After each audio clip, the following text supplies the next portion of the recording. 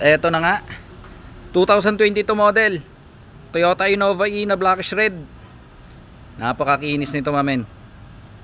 So habang inaantay natin yung kliyente para masettle na yung payment mamaya, kasi nag-down na sila rito eh. So bago nila kuhanin to, bago ilabas ng garahe, silipin muna natin. Pakita ka muna sa inyo kung gaano ba kaganda tong Toyota Innova na to.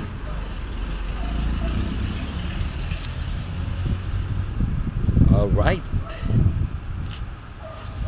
Grabe naman yan, namin. Kita mo naman yan yung body niyan. Napakakinis niyan.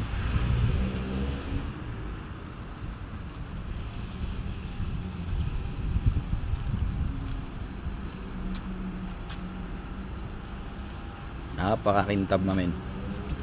Syempre silipin na rin natin yung loob.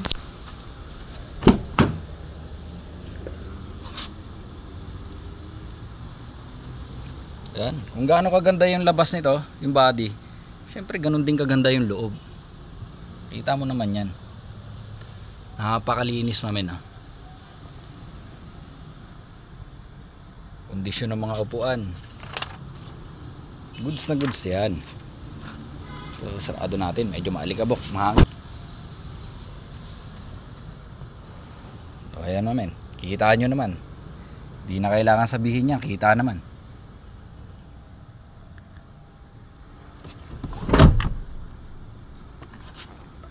Mga upuan nito sa likod parang hindi pa nga nagamit. Sariwang sariwa talaga.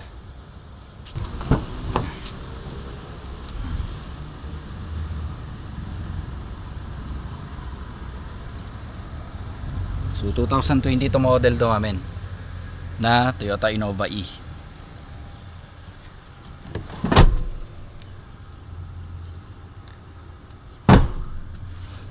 Ang ganda nito. So jackpot sila rito. Sa pagkakaalam ko, company ang kumuha nito. So, mga gagamitin sa company. Grabe. Napakagandang unit, mamen. So ayan, sa dashboard pa lang makikita mo naman.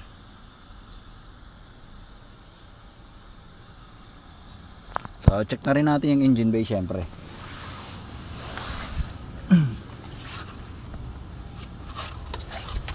Bago engine bay, ito nga pala yung kondisyon ng gulong niya, namin. Napakakapal pa ng gulong nito.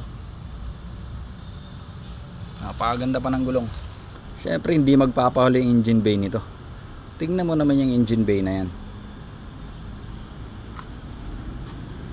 Pati engine bay napakalinis yan, namin. Jackpot talaga. So syempre dito lang yan kay Four Sisters Auto Trading. So marami pa tayong unit dito. Baka naghahanap kayo ng unit dyan, mamen, check nyo lang yung profile natin. Pwede nyo rin tayong sundan sa YouTube. Type nyo lang It's Mamen. So para updated na rin kayo. Lahat ng mga bagong unit natin dumadating, pinopost natin dyan. Baka yung unit na hinahanap nyo dito na rin sa atin manggaling. Okay, so waiting na lang tayo sa kliyente para ma-release na natin to. 2022 model Toyota Innova E blackish red. Napakagwapo. Alright.